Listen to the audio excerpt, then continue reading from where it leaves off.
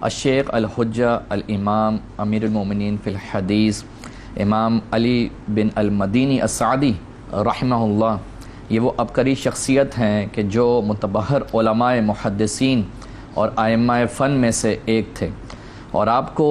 آپ کی علمی قابلیت، آپ کے مقام و مرتبے کی وجہ سے علماء کی طرف سے، ایک تو ہے عوام کی طرف سے القابات ملنا، ایک ہے علماء کی طرف سے، ائمہ کی طرف سے وہ القابات ملے کہ آپ کو الحافظ، امام و اہل الحدیث اور رئیس العلم والرجال، اور اسی طرح آپ کو الواسع المعرفہ جیسے بڑے بڑے القاب سے نوازا گیا۔ یہ کوئی چھوٹی بات نہیں ہے۔ لوگ جب کم حیثیت والے ہوں، کم مرتبے والے ہوں، وہ کسی کو لقب دیں تو اس کی وہ شان اور عظمت نہیں ہوتی جو بڑے لوگ کسی شخص کو کوئی لقب دیں، کوئی اس کو ٹائٹل دیں۔ تو ہر طرف ہی آپ کی علمیت کا، آپ کے فضل کا چرچا تھا، اور یہی وجہ تھی کہ چاروں سو لوگ آپ کی طرف متوجہ ہوتے اور اپنی علمی پیاس بجھانے کے لیے آپ سے حدیث کا جو علم ہے وہ سیکھا کرتے، اور سماع حدیث کے لیے آپ کی بارگاہ میں حاضر ہوتے۔ اور پھر آپ کا جو مقام و مرتبہ وہ اس لیول کو پہنچا ہوا تھا کہ بڑے بڑے اکابر علماء، ائمہ حدیث اور امام فن حدیث جو ہیں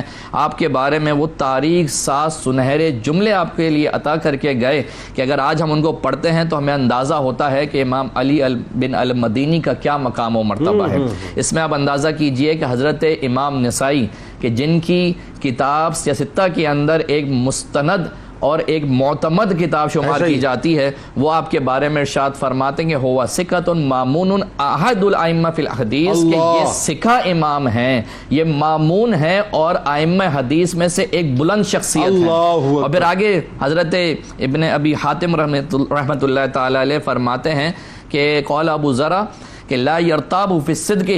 کہ ابو ذرا جو ہیں وہ ان کے بارے میں فرماتے ہیں کہ ان کے صدق کے بارے میں، ان کی حق گوئی کے بارے میں کبھی شک نہیں کرنا، امام علی مدینی رحمۃ اللہ تعالی علیہ۔ اور پھر آپ اندازہ کیجئے کہ حضرت عبد الرحمن بن مہدی کہ جن کے بارے میں امام احمد بن حنبل جو خود ایک اتھارٹی ہیں، جو خود ایک معتمد اور مستند نام ہے، وہ فرماتے ہیں امام احمد بن حنبل عبد الرحمن بن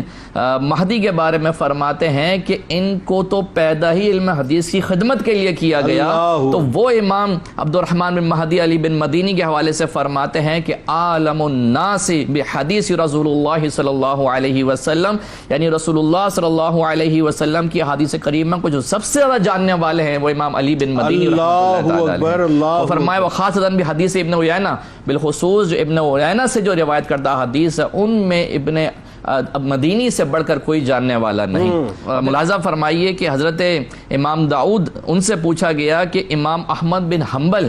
اور حضرت علی بن مدینی میں کون بڑھ کر عالم ہے، تو فرمایا کہ علی بن مدینی اختلاف حدیث کے اعتبار سے امام احمد سے بڑے عالم ہیں۔ اور پھر آگے ایک بڑی شاندار روایت، بڑی شاندار جو ہے وہ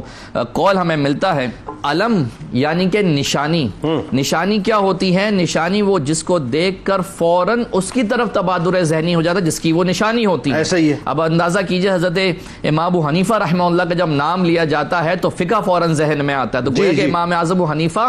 فقہ کے علم ہے، فقہ کی نشانی ہے۔ اسی طرح اگر علم کیمیا کی بات کی جاتی ہے تو فوراً جابر بن حیان کا ذہن میں آتا ہے کہ وہ آپ کے اس کے علم ہیں۔ اسی طرح اگر حدیث کی بات کی جاتی ہے تو امام بخاری کا فوراً ذہن میں آتا ہے کہ آپ اس کے علم ہیں۔ اب یہاں پر ابو حاتم رازی فرماتے ہیں کہ کان ابن المدینی علماً فی الناس فی معرفت الحدیث والعلل، کہ اگر حدیث کی معرفت اور حدیث کی علل میں کوئی علم ہے تو وہ کوئی اور نہیں بلکہ امام مدینی رحمۃ اللہ تعالی علیہ۔